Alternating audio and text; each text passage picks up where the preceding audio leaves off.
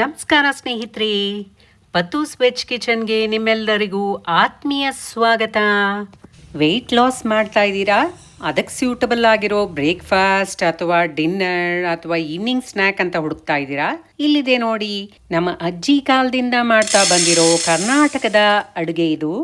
ಇದನ್ನ ನುಚ್ಚುನುಂಡೆ ಅಂತ ನಾವು ಕರಿತೀವಿ, ಹಬೆ ವಡೆ ಅಂತಾನೂ ಕರೀತಾರೆ. ನಿಮ್ಮ ಕಡೆ ಏನಂತ ಕರಿತೀರಾ? ಕಾಮೆಂಟ್ನಲ್ಲಿ ತಿಳಿಸಿ. ಇದಕ್ಕೆ ನಾನು 1 ಕಪ್ನಷ್ಟು ತೊಗರಿಬೇಳೆ, 1/4 ಕಪ್ನಷ್ಟು ಕಡಲೆಬೇಳೆ, 1/4 ಕಪ್ನಷ್ಟು ಉದ್ದಿನಬೇಳೆ ಹಾಗೂ 1/4 ಕಪ್ನಷ್ಟು ಮಸೂರ್ ದಾಲ್ನ ಹಾಕ್ಕೊಂಡು ಚೆನ್ನಾಗಿ ತೊಳೆದು ಅದರ ಬಿಳಿ ನೀರು ಹೋಗೋಷ್ಟು ಚೆನ್ನಾಗಿ ತೊಳಿಬೇಕು.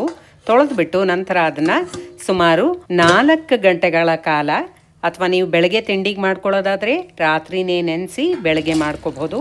ನೆಂದಿರೋ ಬೇಳೆನ ಮಿಕ್ಸಿ ಜಾರಿಗೆ ಹಾಕ್ಕೊಂಡು ಖಾರಕ್ಕೆ ತಕ್ಕಷ್ಟು ಹಸಿಮೆಣಸಿನ್ಕಾಯಿ, ಇದು ಬೇಳೆಗಳೆಲ್ಲ ಗ್ಯಾಸ್ ಆಗಿರೋದ್ರಿಂದ ಅದಕ್ಕೆ ಸ್ವಲ್ಪ ಶುಂಠಿ ಹಾಕಲೇಬೇಕು, ಕರಿಬೇವು, 1 ಹಿಡಿಯಷ್ಟು ಕೊತ್ತಂಬರಿ ಸೊಪ್ಪು, ಇಷ್ಟನ್ನು ಹಾಕಿ ತರ್ತರಿಯಾಗಿ ರುಬ್ಬಿಟ್ಕೊಳ್ಳೋಣ.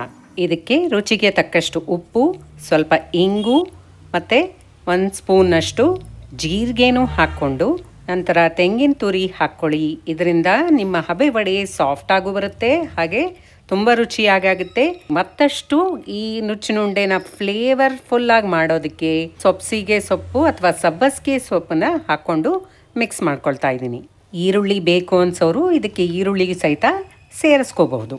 ಏಕಾದಶಿಲಾಗಲಿ ಅಥವಾ ಯಾವುದೇ ವ್ರತಗಳಲ್ಲಾಗಲಿ ನೀವು ಈ ತಿಂಡಿನ ಮಾಡಿಕೊಂಡ್ರೆ ನಿಮಗೆ ಇದರಿಂದ ತುಂಬ ಹೊತ್ತು ಸುಸ್ತು ಆಗಲ್ಲ, ಹಸಿವು ಆಗಲ್ಲ, ಹಾಗೆ ಇದು ಬಹಳ ಪೌಷ್ಟಿಕವಾದ ತಿಂಡಿಯಾಗಿರುತ್ತೆ. ರುಬ್ಬುವಾಗ ತುಂಬ ನೀರು ಹಾಕೋಬೇಡಿ, ಸ್ವಲ್ಪ ಕಮ್ಮಿನೇ ಹಾಕ್ಕೊಂಡು ರುಬ್ಕೊಳ್ಳಿ. ಇಲ್ಲಿ ಬೇಳೆಗಳಿಗೆ ಅಳತೆ ಏನಿಲ್ಲ, ನಿಮಗೆ ಎಷ್ಟು ಬೇಕೋ ಪ್ರಮಾಣ ಅಷ್ಟು ನೀವು ಹಾಕೋಬಹುದು.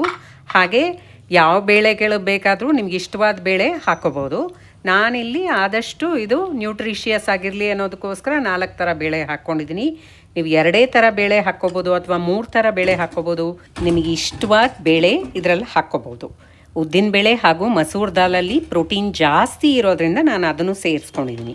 ಅಂತೂ ಇದು ಪ್ರೋಟೀನ್ ಹಾಗೂ ಗಿಲ್ಟ್ ಫ್ರೀ ರೆಸಿಪಿ ಅಂತ ಹೇಳ್ಬೋದು. ಯಾಕೆಂದರೆ ಇದನ್ನು ನಾವು ಆವಿಯಲ್ಲಿ ಕೂಡ ಬೇಯಿಸ್ತಾ ಇದ್ದೀವಿ. ಇದರಲ್ಲಿ ಯಾವುದೇ 1 ಸ್ಪೂನ್ ಎಣ್ಣೆ ಸಹಿತ ನಾವಿಲ್ಲಿ ಬಳಸ್ತಾ ಇಲ್ಲ. ಇದನ್ನು ಇಡ್ಲಿ ಕುಕ್ಕರಲ್ಲಿಟ್ಟು 10 ನಿಮಿಷಗಳ ಕಾಲ ಸ್ಟೀಮ್ನಲ್ಲಿ ಬೇಯಿಸಿದ್ರೆ ನ್ಯೂಟ್ರಿಷಿಯಸ್, ಪ್ರೋಟೀನ್ ರಿಚ್, ಆರೋಗ್ಯಕರವಾದ ಬೆಳಗಿನ ತಿಂಡಿ ಸಿದ್ಧವಾಯಿತು. ಇದರಲ್ಲೇ ಉಪ್ಪು, ಖಾರ ಮತ್ತು ಎಲ್ಲ ಫ್ಲೇವರ್ ಇರೋದ್ರಿಂದ ಇದನ್ನು ಬರೀ ತುಪ್ಪ ಹಾಕ್ಕೊಂಡು ಬೇಕಾದರೂ ತಿನ್ಬೋದು, ಅಥವಾ ನಿಮಗೆ ಚಟ್ನಿ ಬೇಕು ಅಂತಂದರೆ ಚಟ್ನಿ ಜೊತೆ ಬೇಕಾದರೂ ತಿನ್ಬೋದು. ವಿಡಿಯೋ ಇಷ್ಟ ಆಗಿದ್ರೆ ಲೈಕ್ ಮಾಡಿ, ಶೇರ್ ಮಾಡಿ, ಹಾಗೆ ನನ್ನ ಚಾನಲ್ನ ಸಬ್ಸ್ಕ್ರೈಬ್ ಮಾಡದೆ ನೋಡ್ತಾ ಇದ್ರೆ ಈ ಕೂಡಲೇ ಸಬ್ಸ್ಕ್ರೈಬ್ ಮಾಡಿ.